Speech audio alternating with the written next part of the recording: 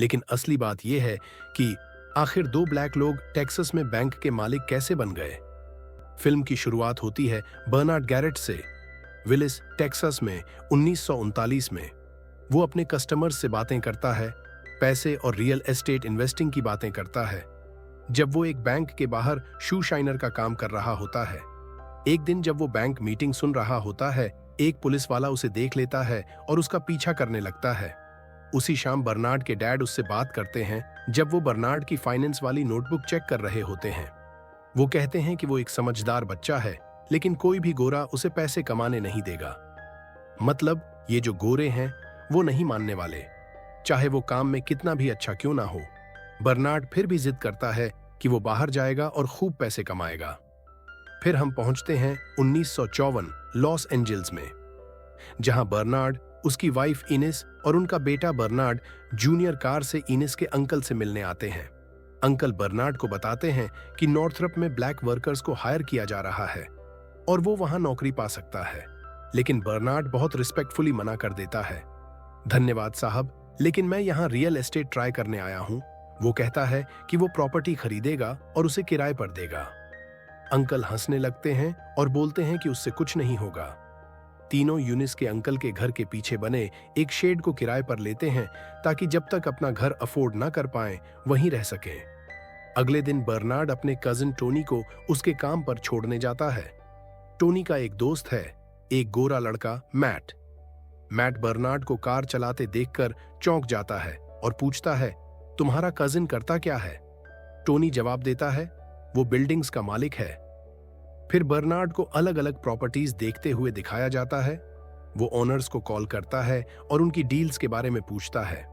कुछ दिन बाद बर्नार्ड अपनी वाइफ को एक घर दिखाता है जो एक गोरे इलाके में है और वो खरीद सकते हैं, लेकिन उसे ठीक कराने के लिए उनके पास पैसे नहीं होंगे। उसकी वाइफ को एक आइडिया आता है और वो उसे जो से मिलवाती है, एक पॉसिबल को इन्वेस्टर जिससे वो शादी से पहले काम कर चुकी थी।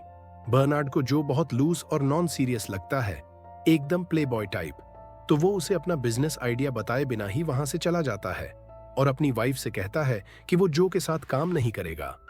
उसकी वाइफ नाराज हो जाती है क्योंकि उसे लगता है कि बर्नार्ड ने जो को गलत समझा है और वो चाहती है कि बर्नार्ड दोबारा जाकर जो से बात करे। बाद में बर्नार्ड एक प्रॉपर्टी ओनर पैट्रिक से मिलता है और उससे कहता है कि अगर वो बिल्डिंग खरीदे तो क्या पैट्रिक उसे सुधारने के लिए $10,000 का लोन देगा। पैट्रिक मना कर देता है और कहता है कि वो ऐसे ट्रांजैक्शंस नहीं करता और अपने नंबरों और फिगर्स से उसे समझाता है, लेकिन पैट्रिक की मैथ थोड़ी गलत होती है और बर्नार्ड झट से उसे सही कर देता है, जो पैट्रिक को बहुत इम्प्रेस करता है क्योंकि बहुत कम लोगों को इतनी जानकारी होती है। फिर भी पैट्रिक उसे लोन देने से मना कर देता है। बर्नार्ड फिर पैट्रिक की शेल्फ पर रखा एक गिफ्ट नोटिस करता है जो उसे उसके बैंकर से मिला था, मिस्टर रीड, जो मिड सिटी बैंक में काम करता है। बर्नार्ड बाद में मिड सिटी बैंक जाता है, लेकिन मिस्टर रीड उससे मिलने उपलब्ध नहीं होते, तो बर्नार्ड बैंक के बाहर ही उनका इंतजार करता है। जैसे ही मिस्टर रीड वर्क से बाहर आते हैं, बर्नार्ड खुद को इंट्रोड्यूस करता है और बताता है कि उसके पास एक ऐसा बिजनेस आइडिया है जिससे वो और पैट्रिक दोनों को फायदा होगा। बर्नार्ड उदास होकर शेड में वापस आता है क्योंकि वो मिस्टर रीड को मना नहीं पाया। तभी बर्नार्ड को पैट्रिक का फोन आता है। वो सीरियस लगता है और कहता है कि उसे पता चला बर्नार्ड उसके बैंकर से मिला था। पैट्रिक कहता है कि अब वो डील करेगा क्योंकि उसे ऐसे लोग पसंद हैं जो टिपिकल बिजनेस रूल्स को फॉलो नहीं करते, जैसे वो खुद और बर्नार्ड। अगले दिन बर्नार्ड और उसकी वाइफ सेलिब्रेट करने के लिए नाइट क्लब जाते हैं। वहीं जो आता है और उनसे थोड़ी बात करता है। अगले दिन बर्नार्ड और टोनी उस प्रॉपर्टी को रेनोवेट करना शुरू करते हैं जो बर्नार्ड ने खरीदी है। एक औरत आकर उन्हें रोकती है और कहती है कि उन्हें वहां रहने की इजाजत नहीं है, लेकिन बर्नार्ड कहता है, मैं इस बिल्डिंग का मालिक हूं।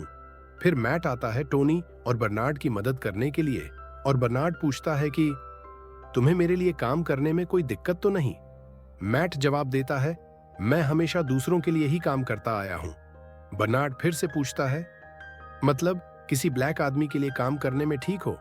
मैट कहता है, मुझे तो बस इतना फर्क पड़ता है कि पैसे हरे हों। वो लोग रेनोवेशन शुरू करते हैं, लेकिन तभी दो पुलिस वाले आ जाते हैं और बर्नार्ड को रोकते हैं क्योंकि एक औरत ने कॉल की थी और कहा था कि बर्नार्ड मालिक बनकर वहां फ्रॉड कर रहा है। मैट उसे डिफेंड करने की कोशिश करता है, लेकिन पुलिस वाले उसे चुप करा देते हैं। नहीं, वह मालिक है। I am not talking to you. Bernard ownership के पेपर्स दिखाता है और तब जाकर पुलिस वाले चले जाते हैं। उसी वक्त वो बूढ़ी औरत देख लेती है कि बर्नार्ड और उसका परिवार उस बिल्डिंग में टेनेंट्स की तरह शिफ्ट हो रहा है।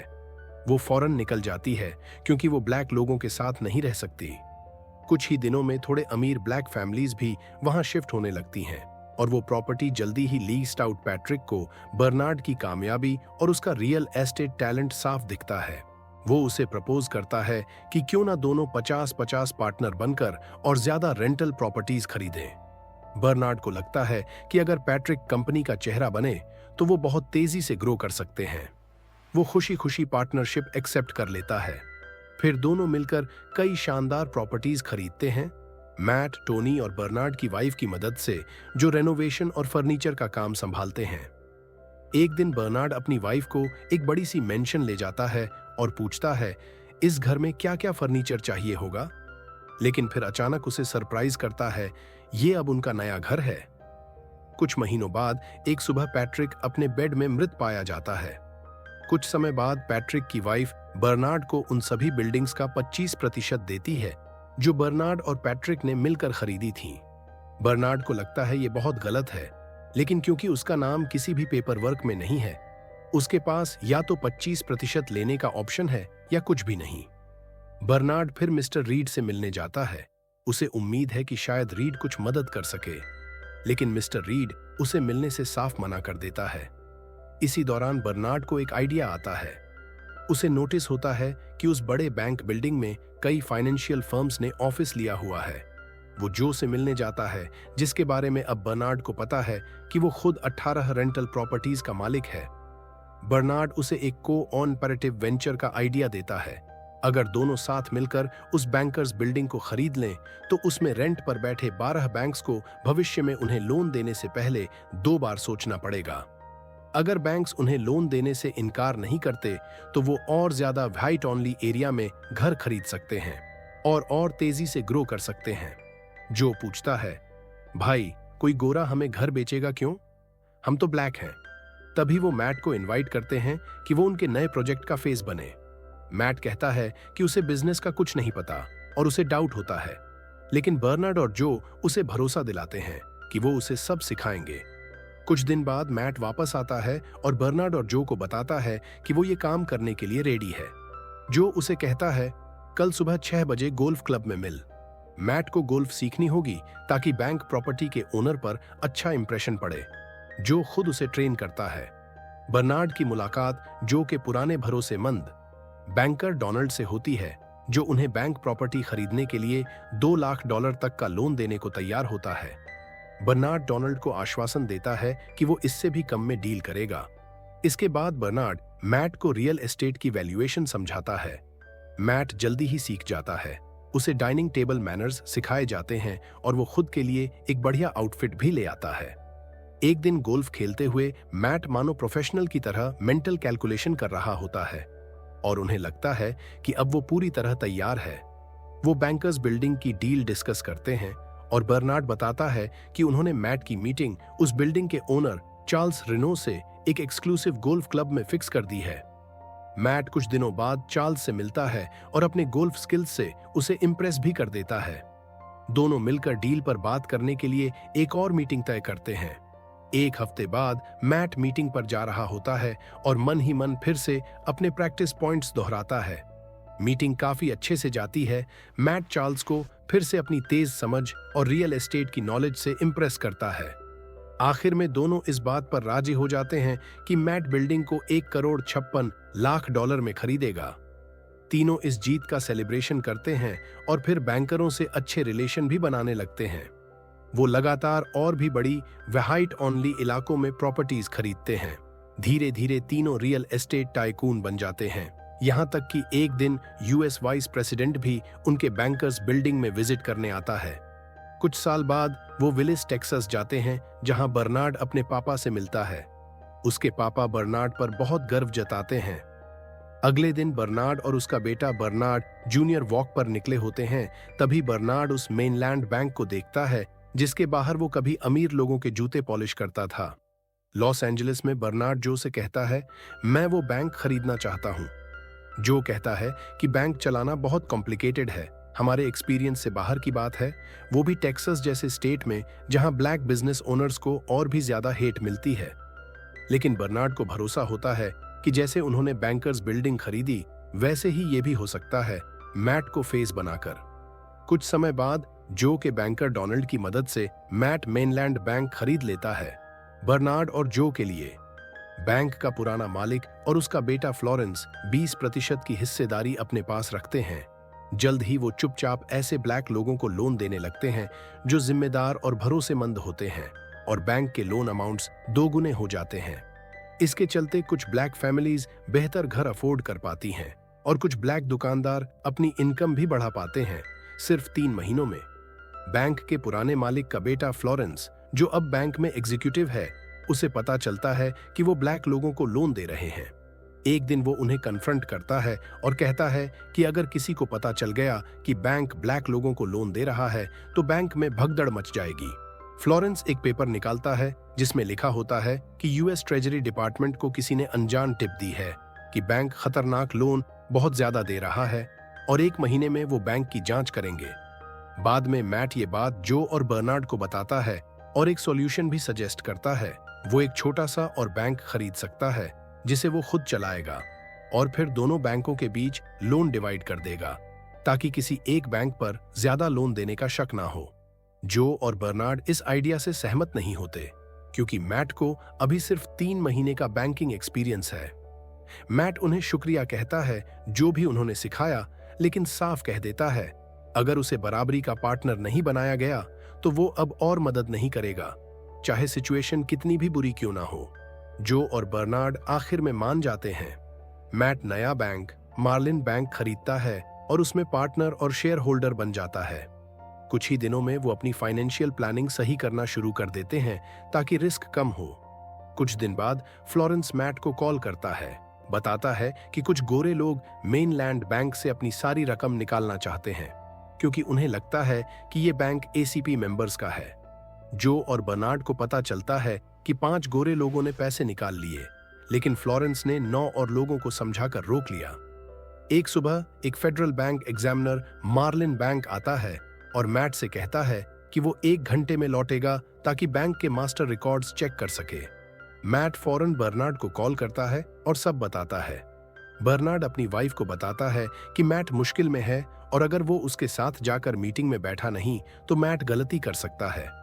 यूनिस सजेस्ट करती है कि बर्नार्ड सफाई वाले का भेस लेकर कॉन्फ्रेंस रूम के बाहर से मैट की मदद करे। बर्नार्ड पहले मना करता है, लेकिन यूनिस कहती है कि उसने खुद कई बार ऐसा किया है ताकि उनके बिजनेस को बचाया जा सके। बर्नार्ड आखिरकार यूनिस की बात मान जाता है और क्लीनर की ड्रेस में अंदर जाता है। मैट और एग्जामिनर की मीटिंग शुरू होती है और बर्नार्ड बाहर से मदद करने की कोशिश करता है, लेकिन तभी एग्जामिनर दरवाजा बंद कर देता है क्योंकि बात सेंसिटिव है। अब बर्नार्ड कुछ सुन नहीं सकता, मदद भी नहीं कर सकता, तो वो बाहर चला जाता है। मैट घबरा जाता है और बहाना बनाकर कहता है कि उसे कुछ फाइल्स देखने हैं। फिर वो बाहर जाकर जो बर्नार्ड और यूनिस से मदद मांगता है। वो उसे कुछ गाइडेंस देते हैं, लेकिन इसका कोई फायदा नहीं होता क्योंकि एग्जामिनर को बैंक में कई खराब लोन मिल जाते हैं। बातचीत के बाद जो और बर्नार्ड को $3 लाख अपनी जेब से भरने पड़ते हैं ताकि बैंक के एसपीओ लोन कवर हो सके। मैट को बहुत अफसोस होता है कि उसकी वजह से जो और बर्नार्ड को इतना नुकसान हुआ। कुछ दिन बाद जो को उसके वकील डोनाल्ड का कॉल आता है जो बताता है कि मेनलैंड बैंक ने मार्लिन बैंक के $3 लाख के खराब लोन खरीद लिए हैं। जो ये सुनकर शॉक हो जाता है। वो और बर्नार्ड भागकर मेनलैंड बैंक पहुंचते हैं। मैट से गुस्से में पूछते हैं कि उसने ये क्या किया है, क्योंकि ऐसे लोन खरीदना फ्रॉड होता है। मैट कहता है कि वो बस कुछ समय के लिए चीजें सुधारना चाहता था। बर्नार्ड उसे कहता है कि फौरन बैंक की बुक्स ले आए। उसी समय फेडरल अफसर बैंक में आते हैं, बताते हैं कि ट्रेजरी डिपार्टमेंट ने मेनलैंड बैंक का लाइसेंस कैंसिल कर दिया है। वो मैट को फायर कर देते हैं और बैंक में मौजूद सभी लोगों को बताते हैं कि बैंक अब बंद है और सबको बाहर निकलना होगा। जो और बर्नार्ड जैसे ही बाहर निकलते हैं, उन्हें अरेस्ट कर लिया जाता है। बाद में वॉशिंगटन डीसी में उनका वकील उन्हें बताता है कि सारे स्टेट लेवल बैंकिंग चार्जेस हटा दिए गए हैं, लेकिन फेडरल चार्जेस अब भी बाकी हैं। वो ये भी बताता है कि आर्कनसा के एक सेनेटर बैंकिंग सिस्टम की लूज पॉलिसीज पर हियरिंग करवा रहे हैं जो उनके केस से जुड़ी हो सकती है। उधर मैट भी फंसा हुआ है। उससे कहा जाता है कि या तो वो जेल जाए या कोर्ट में सब कुछ जो और बर्नार्ड पर डाल दे तो उसे रिहा कर दिया जाएगा। मैट कोर्ट में गवाही देता है कि जो और बर्नार्ड ने ही उसे हायर किया, उसे सब सिखाया और कहा कि कैसे लोन और मनी ट्रांसफर मैनेज करने हैं। मैट की गवाही के बाद बर्नार्ड के पास दो ऑप्शन होते हैं, या तो मैट की बात मान ले और खुद को बचा ले या सच्चाई बोले, लेकिन तब उसकी गवाही को कई गोरे लोगों की गवाहियों से मिलाया जाएगा और अगर कोर्ट को लगे कि वो झूठ बोल रहा है तो उसे जेल भेज दिया जाएगा। बर्नार्ड अपनी वाइफ से बात करता है और कहता है कि अगर वो ब्लैक लोगों का मुद्दा उठाएगा तो उसका इम्यूनिटी एग्रीमेंट भी छिन सकता है। वो जो से भी बात करता है। दोनों अपनी पुरानी मेहनत और सफर को याद करते हैं। फिर बर्नार्ड कोर्टरूम में जाता है। बर्नार्ड गवाही देता है कि इस देश की नींव के डॉक्यूमेंट्स कहते हैं कि सभी इंसान बराबर पैदा हुए हैं, जो एक बहुत अच्छा सपना है, लेकिन अभी तक पूरा नहीं हुआ है। भले ही उसे बार बार चेतावनी दी जाती है कि वो अपनी इम्यूनिटी खो देगा। बर्नार्ड खड़ा हो जाता है और कहता है, अगर किसी इंसान को लोन नहीं मिलेगा तो वो बिजनेस शुरू नहीं कर सकता, वेल्थ नहीं बना सकता, घर नहीं खरीद सकता और अमेरिकन ड्रीम से हमेशा के लिए बाहर हो जाएगा। आखिर में जो और बर्नार्ड को 3 साल की जेल होती है और फेडरल गवर्नमेंट उनकी सारी प्रॉपर्टीज और दौलत जब्त कर लेती है, उनके 177 बिल्डिंग्स समेत। फाइनल सीन में बर्नार्ड जेल से बाहर आता है और उसे यूनिस और जो रिसीव करते हैं। वो यूनिस से कहता है, चलो घर चलते हैं। यूनिस हैरान होकर पूछती है, कौन सा घर? हमारे पास तो कुछ बचा ही नहीं। तभी बर्नार्ड मुस्कुराकर एक चौंकाने वाला राज बताता है, या शायद नहीं भी। असल में मैट ने बर्नार्ड को गवाही से 1 दिन पहले कॉल किया था और धमकी दी थी, अगर उसने सारा इल्जाम जो और खुद पर नहीं लिया तो उसे 50 साल की जेल हो जाएगी। बर्नार्ड ने उसे कहा, जो करना है करो, लेकिन क्योंकि सरकार ने अब तक उनकी दौलत जब्त नहीं की थी, बर्नार्ड ने मैट से एक आखिरी फेवर मांगा कि वो बहामास में 2 प्रॉपर्टीज उनके लिए खरीद ले, एक बर्नार्ड के लिए, एक जो के लिए। 3 साल बाद कांग्रेस ने फेयर हाउसिंग एक्ट ऑफ 1968 पास किया, जिसने हाउसिंग मार्केट में सालों से चली आ रही नस्लीय भेदभाव की दीवार गिरा दी। वीडियो देखने के लिए शुक्रिया। अगर अच्छा लगा हो तो चैनल जरूर सब्सक्राइब करें ताकि कोई वीडियो मिस ना हो।